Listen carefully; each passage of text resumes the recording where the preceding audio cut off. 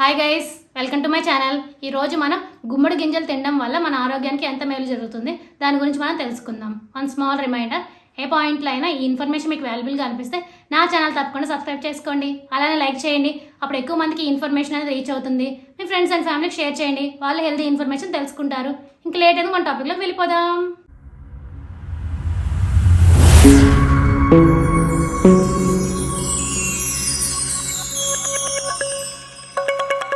గుమ్మడికాయను కూరలు, ఇతర ఆహార పదార్థాల తయారీకి ఉపయోగిస్తాం.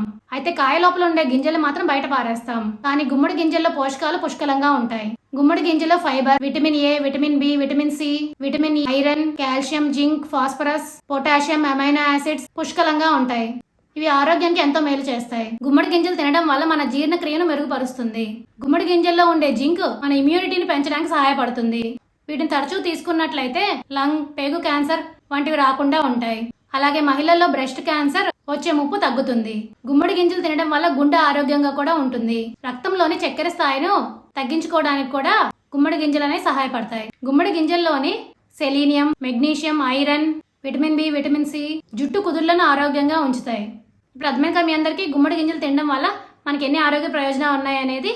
For more videos please like, share, subscribe my channel. Thank you for watching my video.